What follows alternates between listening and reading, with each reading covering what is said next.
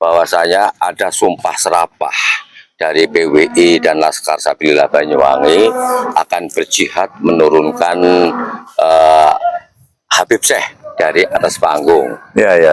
Tapi faktanya ternyata urung, karena dalam tanda kutip sesuatu dan lain hal. Isu penolakan Habib Syekh itu ibaratnya terjadi hal-hal yang sifatnya ada penonton yang sedikit ibaratnya kok hanya berhenti sebatas itu aja ya kan. Tanda kutip lah, berhenti sebatas itu. Artinya pemirsa ini memang menunggu apa kejadian setelah rentetan peristiwa itu, apa kejadian endingnya kan. Ini kan endingnya ini seperti apa sih? Ternyata ada suatu pertemuan yang beredar di beberapa grup pewarta atau media sosial ya. Artinya ada pertemuan antara PWI dan LSI dan hadirnya yang menarik ada hadirnya mantan bupati dan mantan menteri ya. Mantan menteri. Dan sekaligus memang suaminya dari bupati.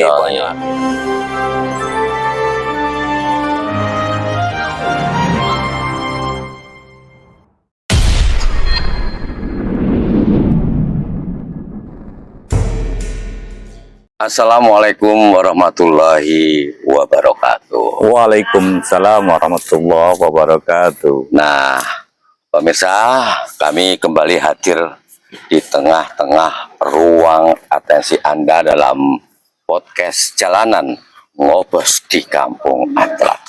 Nah, Bung Andi, kita kan udah tahu kalau ngobos itu akronimnya ngopi bareng obrolan santai. Sedangkan acak aliansi cendekiawan lari kampung.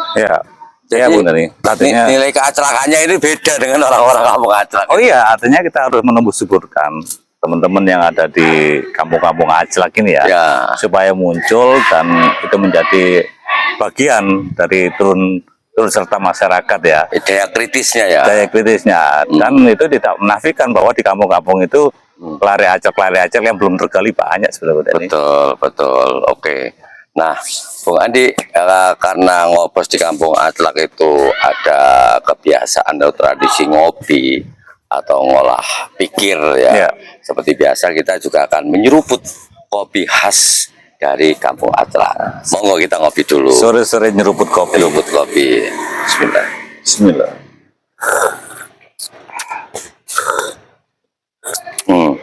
Rasanya memang beda ini Bung Andi ini. Apalagi sore-sore ini cuaca agak mendung. Tadi sempat gerimis ya Bung Andi ya? Iya, sempat gerimis, tapi alhamdulillah sekarang udah terang benderang. Iya. Dengan ngopi kan inspirasi penyar ya, artinya kopi hangat. Ini kan bisa kita nikmati di sore sambil kita diskusi Bung Dani. Apa yang menarik? Ya bukan hanya hangat tapi panas ini. Yang menarik gini Bung Andi. Kita Banyuwangi ini kan minggu lalu ini kan sempat diramaikan dengan aksi-aksi damai dari teman-teman PWI, yaitu Perjuangan Wali Songo Indonesia dan Laskar Sabilillah Kabupaten Banyuwangi. Dalam konteks yang viral kemarin ya. Betul ya, terkait penolakannya kehadiran Habib Syekh dalam acara sholawatan. Kalau saya melihat secara detail dari pelaksanaan 2 jam lebih acara itu bukan Banyuwangi bersolawat sebenarnya itu. Lebih tepat itu Banyuwangi berdendang. Karena ada banyak lagu-lagu yang dinyanyikan di situ. Seperti sebuah konser ya. Betul, seperti sebuah konser. Nah, tetapi di sini refleksi akhir tahun. Harusnya itu kan menjadi refleksi akhir tahun di penghujung tahun 2024. Tanggal 31 Desember kemarin lusa gitu. Nah, oke, Bung Andi. Kalau kita mengikuti tayangan-tayangan ya, bahwasanya ada sumpah serapah dari PWI dan Laskar Sabilillah Banyuwangi akan berjihad menurunkan Habib Syekh dari atas panggung.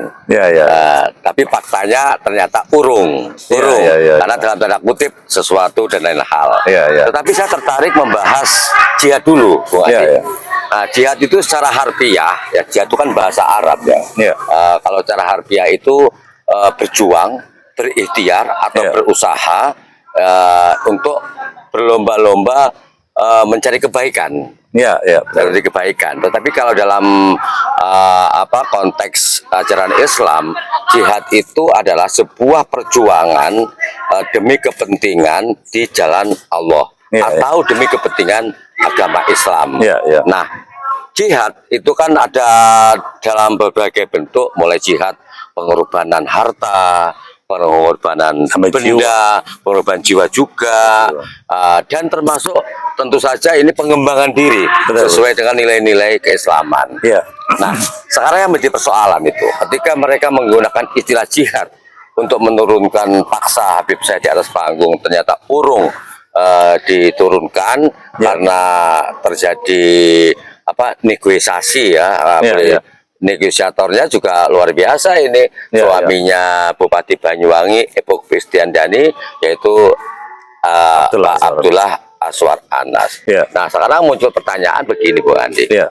Apakah ketika jihad itu digelorakan untuk kegiatan kemarin itu harus dihentikan atau diurungkan oleh sebuah negosiasi?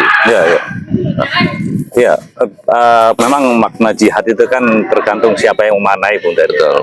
Jadi kalau kemarin itu karena rentetan peristiwa dari mulai awal, katakan ada hal-hal atau isu yang berkembang di tengah masyarakat, dan ini menjadi isu nasional kemarin, kedatangan Habib Syekh itu, artinya kemudian diwarnai dengan aksi demo ya, orasi bahwa yang dimaknai mungkin di tengah masyarakat karena viralnya pemberitaan, itu jihad itu dimaknai suatu perlawanan yang secara pertempuran fisik. Tapi ya itu kembali lagi pemaknaan itu sesungguhnya makna jihad itu kan luas, Bung Dani. Ya. Jihad itu katakan memperoleh hal yang maksimal tertinggi dalam suatu memperjuangkan dalam satu tujuan yang baik lah. Ya, kita maknai itu aja.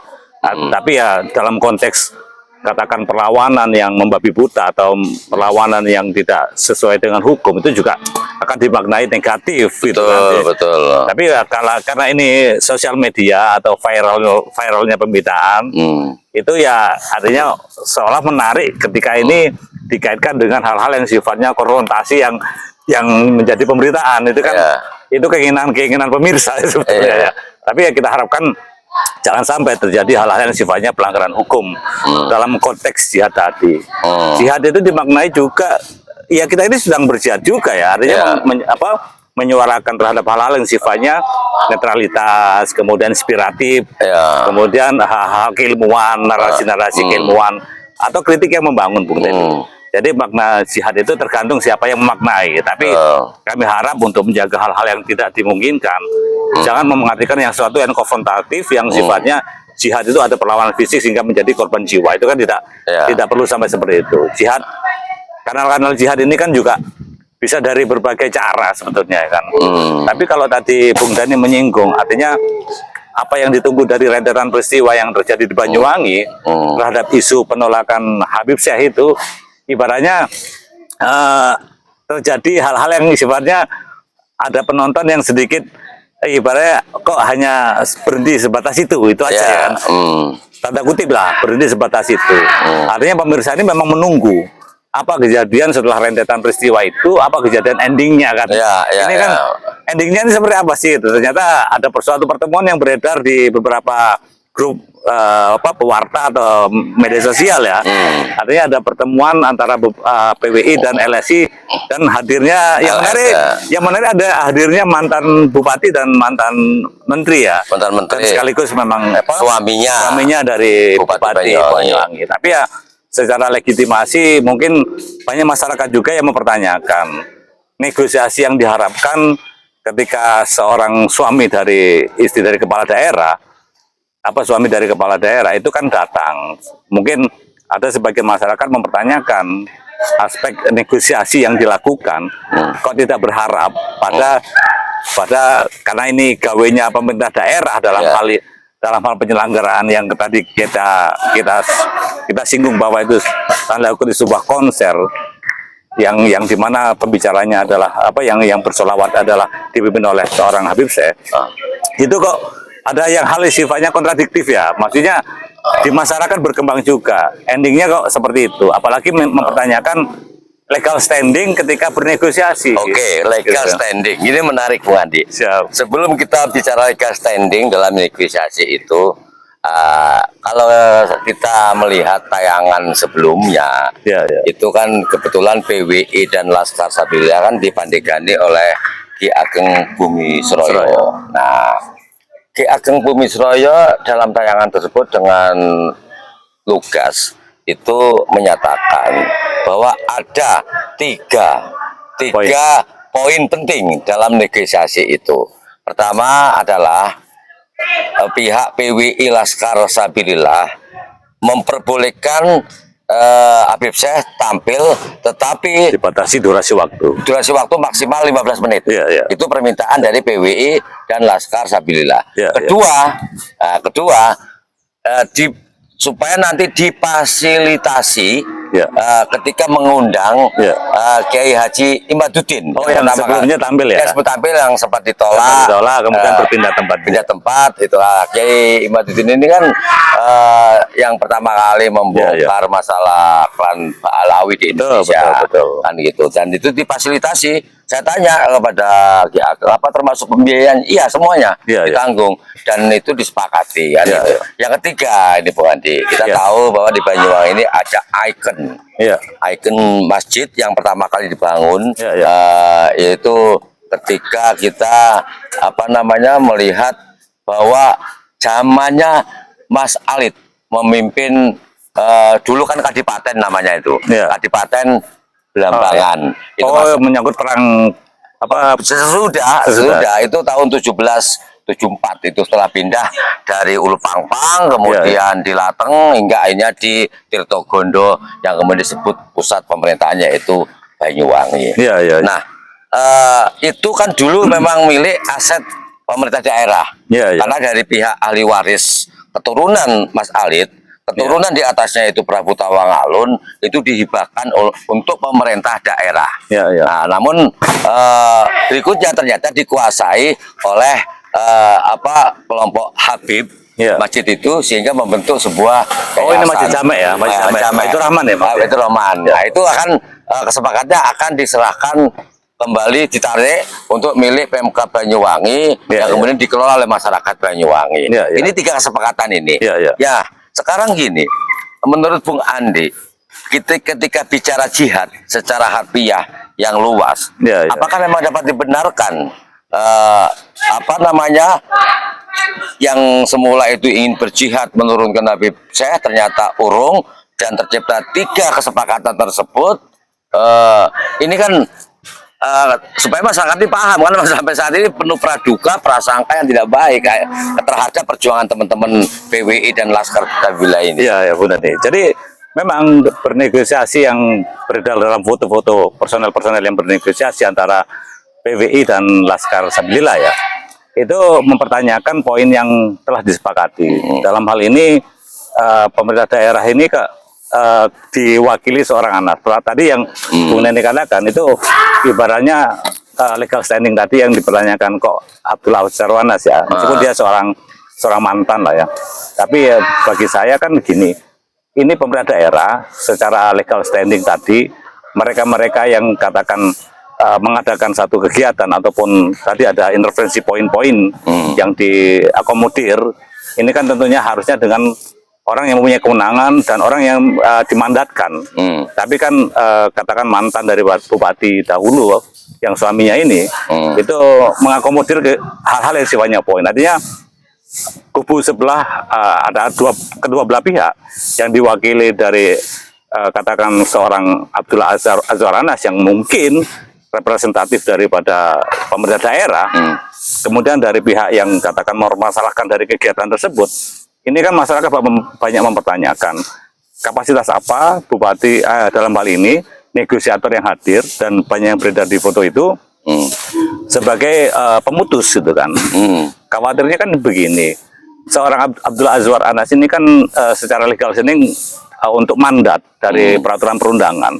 Seorang pejabat publik itu kan diserahi mandat, Bung. Ya, betul. Melekat mandat oleh peraturan perundangan bahwa dia dapat memutuskan sesuatu. Harapannya sih masyarakat atau pemirsa adanya adanya ramainya di pemberitaan tentang penolakan kegiatan Habib Syekh kemarin, itu kan harapannya harusnya dia bernegosiasi dengan orang yang mempunyai kewenangan, gitu kan, untuk mencetuskan poin-poin apa yang disampaikan.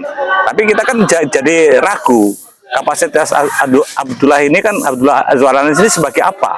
Kan sudah tidak melekat jabatan kewenangan yang diberikan oleh peraturan perundang-undangan secara hukum ya. Secara hukum. Kemudian poin yang dipermasalahkan satu tentang artinya Imaduddin yang kemarin sebelumnya mengadakan kegiatan di Banyuwangi itu diperbolehkan. Artinya apa yang ini persepsi saya, artinya apa kewenangan atau apakah sudah mewakili dari kepentingan katakan masyarakat sebagian ini dalam hal penolakan tersebut, kemudian adanya negosiasi, apakah mewakili dari masyarakat apa yang yang dinegosiasikan.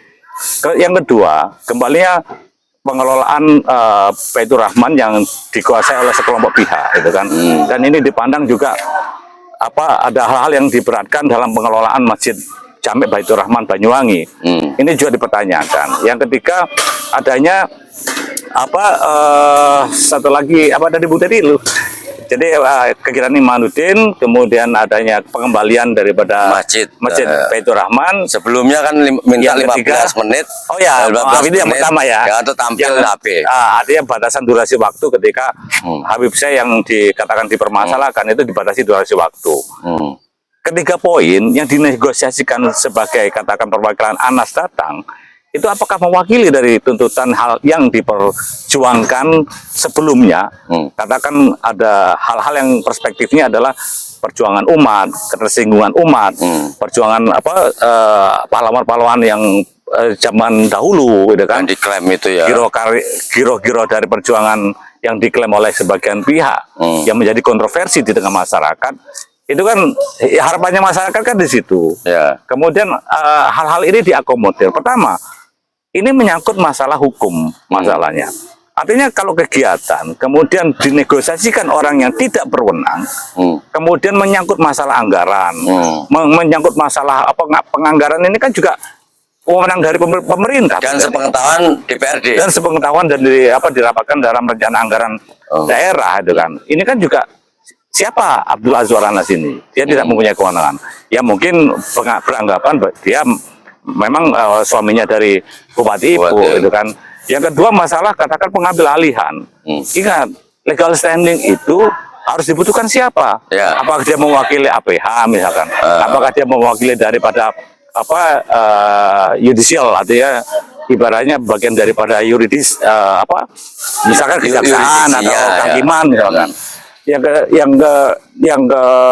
pertama tadi artinya durasi waktu. Intervensi ini seperti gawenya seorang Anas, itu kan. Ya. Ini kan juga seperti berkepentingan Anas berarti ya? Sepertinya yang berkepentingan seorang Anas, itu kan. Ini kan juga dipertanyakan di tengah masyarakat.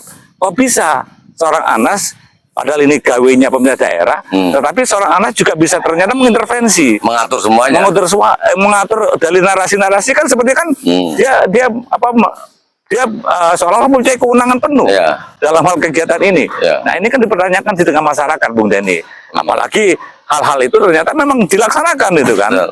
Nah kami begini dalam menilai dalam komunikasi, terutama komunikasi politik, karena mereka ini kan tokoh-tokoh, salah satu tokoh-tokoh di Banyuwangi, dan mungkin elemen-elemen katakan perjuangan di organisasi masyarakat di sekitar Banyuwangi ya, di wilayah Banyuwangi.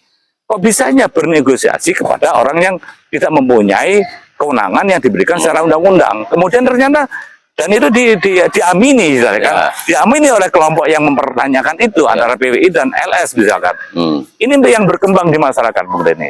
Sehingga ya kami mempertanyakan juga sekarang apa kapasitas seorang bupati, bahkan isu yang berkembang atau yang saya amati secara personal, katanya ada hal-hal yang sifatnya penekanan, mengatakan bahwa anggaran yang disampaikan ternyata sesuatu hal yang bohong, misalkan antara 100 juta yang disampaikan dalam ruang formil, hearing, katakan 100 juta, ternyata yang disampaikan di lapangan, ternyata pada waktu negosiasi itu disampaikan bahwa yang disampaikan adalah anggaran itu lebih dari 750 juta kalau nggak salah ya. Tapi gini Bang Andi, ada yang lebih menarik lagi Bang Andi. Ya. Ada yang lebih menarik lagi. Seperti yang disampaikan oleh Ki Ageng Bumisroyo ya, ketika apa namanya dalam ruangan, kalau nggak salah di rumah sahabat Mulisin Gendeng. Iya, katanya sahabatnya Ya, itu kan. sahabat Mulisin Iya. Gendeng. Nah, yang menarik begini, ketika itu si Ki Ageng ini kan bercerita. Betul. Pertama, Oh, yang klarifikasi itu ya? Ya, ketika ngadakan Hari Santri nasional di Banyuwangi pada itu kan undang-undang yang ada yang atur itu pada bulan Oktober lalu, ternyata juga dijolimi menurut Intervensi, pengakuannya. Menurut pengakuannya Ki Ageng itu dijolimi ya. Dijolimi, Ya, bilangnya. dijolimi. Ini ngeri nih kalau udah kata-kata zolim itu ngeri banget. Masa sih seorang penguasa sampai setega itu kepada rakyat Banyuwangi, Benar, apalagi benar. pada santrinya di hari santri itu. Pertama itu, kedua masalah penyampaian aspirasi Ya. oleh PWI dan Laskar Sabilillah termasuk sampai ke hearing Ya, ya. itu. Nah, ternyata itu si Pak Abdullah Aswar Anas itu menelpon istrinya. Iya, saya Menurut juga istrinya, menyimak itu. katanya istrinya itu menurut keterangan Ki Ageng itu istrinya itu tidak tahu menau soal itu. Wah, itu juga saya juga menyimak itu. Terus kedua, akhirnya dia marah katanya Ki Ageng itu si Iya. Pak Anas itu marah sama istrinya. Iya, Kemudian betul. marah juga kepada sekda, marah juga kepada asisten dan lain sebagainya. iya, iya. Nah ini Hebat juga. sampai itu kan si siapa namanya? Sampai si Ki Ageng itu tapi mengusir katanya 3 kali dari ruangan itu karena itu ruangan privat untuk teman-teman PWI Iya, dan iya. Laskar Sabila. Yang menjadi persoalan gini,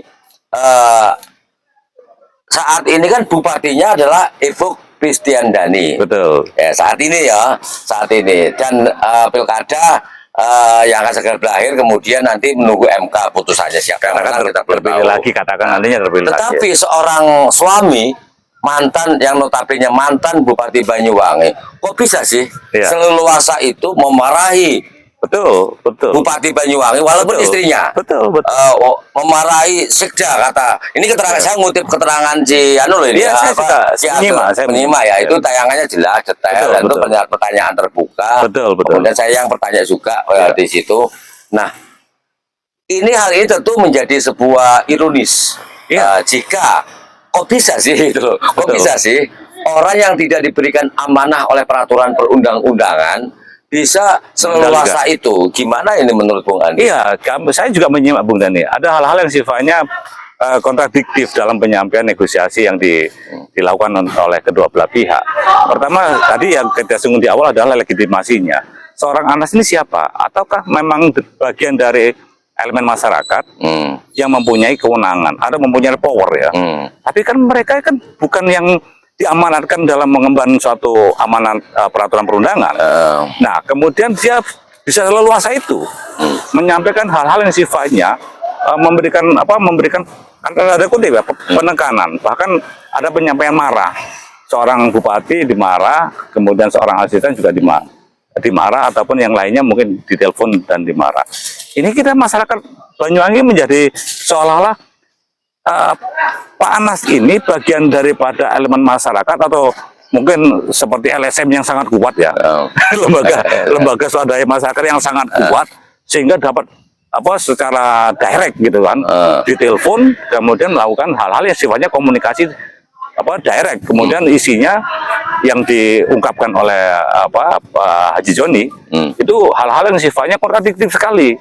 Kami mempertanyakan apakah seleluasa itu orang yang tidak mempunyai suatu kewenangan menjabat kemudian melakukan intervensi kepada pemerintah daerah. Kan ya meskipun istrinya ini seorang kepala daerah, tapi kan tidak harus serta-merta seperti itu. Mereka dibatasi undang-undang gitu kan, dibatasi peraturan yang diberikan kewenangan. Dan komunikasinya tidak sevulgar itu ya, tanda kutip vulgar sekali Bung Dani. Jadi kami ini masyarakat akhirnya mempertanyakan apakah kepemimpinan pemerintah daerah dalam ini bupati, kepala daerahnya kan Bupati Banyuwangi lah ya itu dapat hal-hal yang sifatnya dapat secara direct kemudian diputuskan, kemudian diintervensi kemudian hal-hal yang sifatnya ini dijadikan acuan. Ini kan berbahaya sekali dalam komunikasi politik, Bung Dani. Ada seseorang yang tidak mempunyai kewenangan, kemudian dapat melakukan intervensi politik ataupun hal-hal yang sifatnya melanggar aturan hukum ya ibaratnya. Ini menjadi suatu presiden buruk. Kenapa? Bupati menjadi tidak leluasa, ya kan? Kalau memang ini terjadi, Bung Dani ya, bupati tidak bisa leluasa. Kemudian sekda asisten ataupun kepala dinas OPD yang lainnya, tendensi Bung, kepala daerahnya bisa diintervensi semacam itu, apalagi bawahan-bawahannya. Ini satu presiden buruk. Siapa yang mengatur dalam hal tata kelola pemerintah daerah? Kok bisa seorang yang tidak mempunyai jabatan dan kewenangan secara undang-undang dapat melakukan seperti itu? Ini kan menjadi berbahaya dalam komunikasi hal-hal yang sifatnya prosedur, peraturan, kemudian langkah-langkah yang ibaratnya sesuai dengan regulasi. Itu kan harus dicegah, Bung Dani. Seolah ada dua matahari. Dua matahari yang menjadi siapa nih? Satunya matahari memang diberi kewenangan secara peraturan perundangan, satunya tidak diberi kewenangan, tapi yang lebih dominan yang tidak mempunyai peraturan perundangan. Mereka dapat melakukan itu gitu kan. Ini satu pertanyaan di masyarakat. Bagaimana komunikasi semacam itu akan membawa tata kelola pemerintahan dan birokrasi dalam langkah-langkah membangun langkah strategis pembangunan ekonomi. Pasti akan menjadikan hambatan-hambatan, Bung Dani. Mereka akan menjadi rasa takut. Bupati aja dimarahin, kepala daerah aja dimarahin, apalagi bawahan-bawahannya. Kreativitas, inovasi, langkah-langkah maju seorang ASN, adanya intervensi dari eksternal yang notabene orang luar dapat diberlakukan seperti itu. Ini harus direview, Bung Dani ya. Oke, Bung Andi, jika melihat begitu berkuasanya dalam fenomena ini, apa mungkin begini, Bung Andi ya? Siap. Seorang suami itu bukan sekedar menitis, tapi mereinkarnasi ke dalam raganya sang istri, sang istri. Nah, sehingga setiap saat, setiap waktu atau kapanpun dimanapun itu bahwa sang istri ini di situ ada sosok bayang-bayang yang memiliki kewenangan lebih, yang bisa mengatur segalanya untuk menciptakan tidak hanya keseganan tetapi juga semacam tunduk atau rasa takut baik dari si istri yang kebetulan menjabat bupati ini hingga bawahannya mulai sekda hingga kepala-kepala dinas itu. Nah, jika hal ini sebagai analogi lain yang dapat digambarkan, dapatkah ini dihentikan atau dibiarkan mungkin? Ya, harusnya begini, Bung Dani. Seorang kepala daerah di Banyuwangi itu sosok wanita. Ibaratnya the power of mama lebih dominan harusnya. Apalagi seorang ibu-ibu yang sudah diberikan amanah secara peraturan perundangan tadi. Dia dipilih menjadi kepala daerah. Itu kan representatif dari bernegara bahwa ini mewakili masyarakat.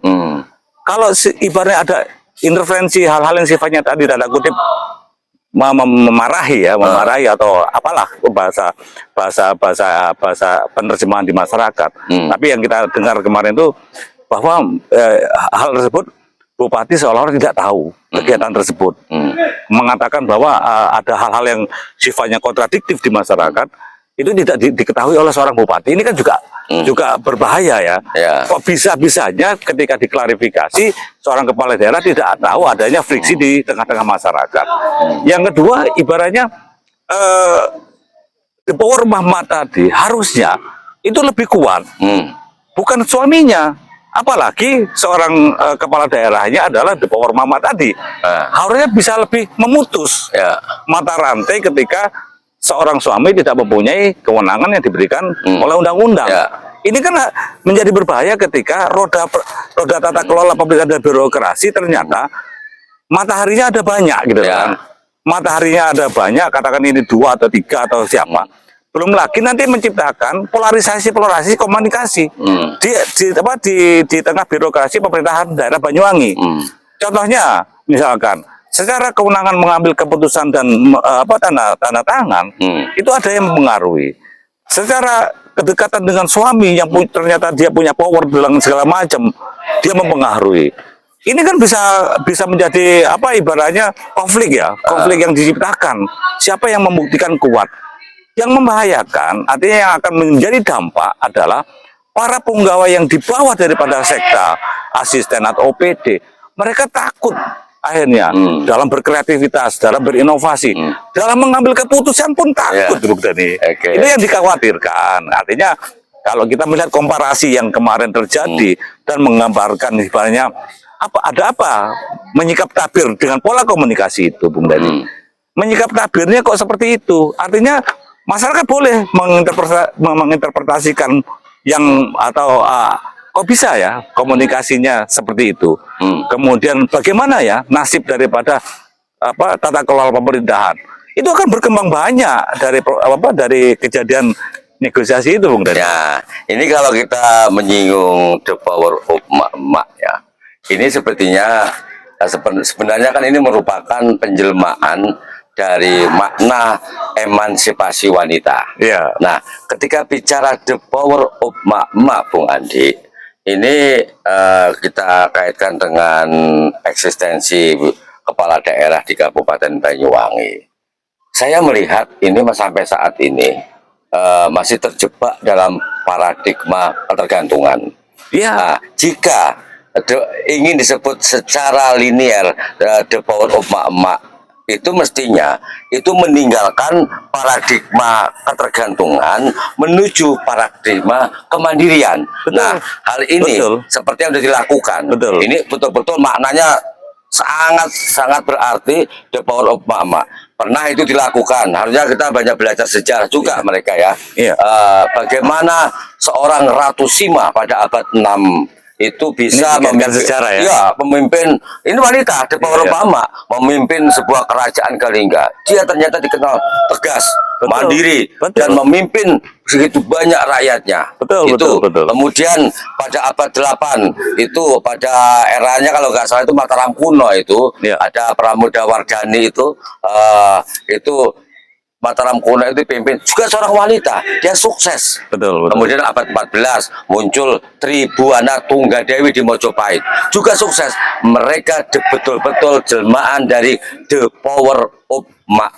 Nah, pertanyaan sekarang, Bu Andi, kenapa ketika masyarakat Banyuwangi begitu bangga memiliki pemimpin atau bupati seorang wanita, tidak lagi mengkristal dengan makna secara harfiah the power of mak seperti yang saya sebutkan di masa-masa lampau itu. Betul. Apalagi ini pembahasan isu HAM, isu-isu bahwa misalnya kesetaraan antara wanita dan perempuan itu akan menjadi isu yang bisa dianggap bola liar ya. Apalagi ibaratnya negara-negara Eropa itu namanya gender terutama wanita itu harus dijunjung tinggi, Bung Dani. Apalagi ini dimandatkan satu peraturan perundangan sebagai kepala daerah. Loh, setidaknya kekuatan itu sudah sangat-sangat luar biasa dalam berkarya, dalam memimpin daerah, dalam memajukan masyarakatnya, dalam memajukan kecerdasan masyarakatnya, dalam membangun ekonomi. Tetapi ada sisi lain yang tidak mempunyai kewenangan secara peraturan perundang-undangan, kok dikalahkan gitu kan? Artinya pertama kita mengangkat keterwakilan gender saja. Ini kan sesuatu yang ibaratnya hal-hal yang tanda kutip miris ya. Maksudnya melihat seorang the power of mama yang harusnya menjunjung tinggi daripada hak asasi dan gender seorang wanita itu harusnya dijunjung tinggi. Yang kedua, bagaimana mengintervensi dalam hal mandat yang diberikan sebagai peraturan perundangan itu kan mereka ini ASN yang dipunggawai oleh kepala daerah itu kan melakukan sesuatu kegiatan, melakukan sesuatu tata kelola pemerintahan itu kan berdasarkan aturan dan perundangan. Bagaimana ada pihak eksternal yang kemudian tiba-tiba dapat masuk dan sangat leluasa untuk memutuskan, sangat leluasa bisa merubah semuanya. Ini kan interpretasi masyarakat terjadi negosiasi yang kemarin itu tidak bisa disalahkan. Akhirnya masyarakat mempunyai pandangan-pandangan yang kontradiktif yang berkembang di tengah masyarakat. Persepsi liar itu ya kan. Menyikap tabir ternyata kan. Menyikap tabir kok bisa komunikasi seperti ini. Apalagi ada tanda kutip yang menarik. ketika ditanya seorang kepala daerah atas kegiatan yang menimbulkan friksi di masyarakat, itu ternyata tidak tahu. Tidak tahu menahu. Padahal ini rangkaian ini panjang, apalagi kalau dikaitkan dengan isu nasional ya. Ya. Ini kan sesuatu yang luar biasa dan di media, di televisi nasional, di berbagai podcast ini terjadi kontradiktif. Apalagi ini skup daerah di Banyuwangi. Loh, ini kan begitu ditanya dalam hal kemarin negosiasi, dia tidak tahu apa-apa katanya. Loh, gimana amanat undang-undang yang dijalankan dari kepala daerah menyangkut hal-hal yang artinya yang timbul isu-isu seperti itu dalam menjalankan roda-roda pemerintahan. Kok tidak tahu gitu kan? Ya. Apakah bupati ini kepala daerah ini ngantor kemudian mundur diri karena yang berperan suaminya misalkan atau orang lain yang tidak diberi mandat. Kemudian pola komunikasi semuanya tergantung pada orang tersebut yang tidak diberi mandat tadi, Bung Nani. Jadi meskipun di Power Mahmud tadi ibaratnya telah diberikan sebagian besar dari amanat undang-undang untuk menjalankan amanat rakyatnya, ternyata mungkin di dalam kamar diam dan tidak berani untuk mengutarakan. Istri saja yang diberikan amanat perundang tidak berani, kemudian dia juga padahal bupati loh itu. Apalagi yang bawahan-bawahannya pasti akan sesuatu yang tidak akan baik lah ya, tidak akan baik dalam hal tata kelola pemerintahan di Banyuwangi. Artinya mengkhawatirkan ini, Bung Dani. Artinya itu kan yang terjadi. Iya, artinya kan itu menciptakan semacam bayang-bayang was-was, bahkan ketakutan di kalangan birokrasi ya masalah ini. Artinya kasihan juga teman-teman SKPD ini sehingga bekerja dalam bayang-bayangan itu. Loh, yang sangat dikhawatirkan, Bung Den ya. Artinya hal-hal yang katakan prioritas yang di masyarakat sangat diperlukan, itu kan bisa hilang karena intervensi seseorang gitu kan. Yang ibaratnya kebuntuan ketika ada masukan dari bawahan kemudian naik ke atas, bupatinya tidak berani menyampaikan, kepala daerah tidak berani memflorkan, kemudian para asisten, para OPD, ini kan menjadi kontroversi nanti. Mempunyai skema sendiri-sendiri. Bisa jadi kemungkinan, katakan hal-hal ini juga ada orang-orang yang memanfaatkan. Mungkin orang-orang yang diberi amanah tadi dengan situasi yang tidak baik seperti ini, itu memanfaatkan dalam kondisi-kondisi yang ibaratnya tidak mempunyai tidak mempunyai satu komando yang langsung strategis, yang linier, yang langsung direct, yang langsung dieksekusi seorang kepala daerah dalam membangun pola-pola komunikasi ke atas. Tapi masih perlu pertimbangan eksternal misalkan. Nah, ini kan tidak baik, Bung Dani. Ya, tapi gini, Bu Andi. Tata kelola pemerintahan itu kan berjalan dan terikat sesuai adanya regulasi dan sistem. Betul. Nah, supaya regulasi sistem ini berjalan, tidak masuknya faktor-faktor X sehingga merubah regulasi sistem ini. Perlu nggak sekarang ini benang merah ikut terjadinya ikut campur faktor X tadi itu perlu diputus supaya memberikan ruang dan kesempatan bagi beliaunya ini selaku kepala daerah itu menunjukkan tentang kadar the power of mak-mak. Nah, untuk ini silakan sampaikan pesan kepada mungkin yang lebih bermanfaat dan jelas untuk semuanya ya, baik masyarakat. Kita buka semacam wacana dengan membedah masalah ini, masyarakat tahu, biar tahu, dan terutama ini tatanan teman-teman di kalangan pemerintahan Kabupaten Banyuwangi. Monggo, Bung Andi. Betul. Jadi dalam roda tata kelola pemerintahan dan birokrasi itu ada unsur komando. Kepala daerah yang telah diamanatkan oleh peraturan perundangan, mempunyai pakem komunikasi, mempunyai regulasi yang harus dikatakan dijalankan. Itu tidak bisa diintervensi oleh orang yang tidak mempunyai satu kewenangan yang diberikan satu amanat secara undang-undang. Tapi bila ini terjadi, ternyata ibaratnya ada orang luar ataupun ibaratnya pola-pola tata pemerintahan itu ternyata sebagian besar dikuasai oleh pihak eksternal, ini akan menjadikan stuck hal di mana-mana. Karena ibaratnya putaran atau kelancaran daripada pembangunan itu salah satunya efektivitas yang kepala daerah itu dapat dengan mudah memutuskan, menganalisa, mengambil satu kesimpulan, kemudian dapat memutuskan. Tapi kalau polanya masih ada satu mekanisme dan itu di luar peraturan perundangan, hal-hal ini akan menjadikan birokrasi tersendat, birokrasi menjadi tidak kreatif, secara inovatif juga akan menjadi lambat sekali. Kemudian yang paling penting Bu Dani, ada unsur yang tidak katakan menempatkan orang-orang yang mempunyai kapabilitas sesuai keahliannya ternyata ini akan dicampuri karena faktor eksternal tadi menempatkan orang-orang yang tidak capable. Dan ini mungkin juga terbukti bagaimana layanan-layanan juga menjadi hambatan, bagaimana inovasi-inovasi juga jadi hambatan. Ini akan menjadikan presiden buruk ya, jika tidak diputus Bung Dani. Artinya saya mendukung the power mama dengan regulasi peraturan perundangan dikembalikan lagi pada pada relnya, pada on the track-nya gitu Bung Dani. Kami harapannya masyarakat ini mengetahui dengan podcast dan katakan memperhatikan isu-isu yang berkembang kemarin, masyarakat harusnya mengetahui dan mendorong kekuatan dalam membangun Banyuwangi harusnya dikembalikan lagi kepada the power mama tadi yang diberikan amanat secara leluasa, secara mandiri. Kemudian agar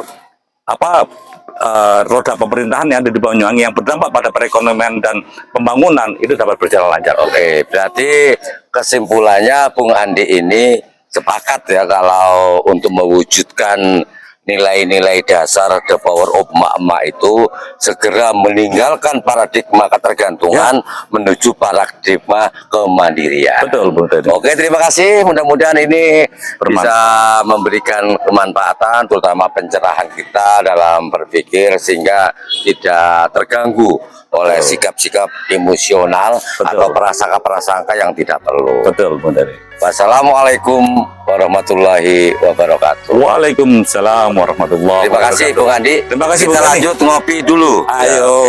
Bismillah.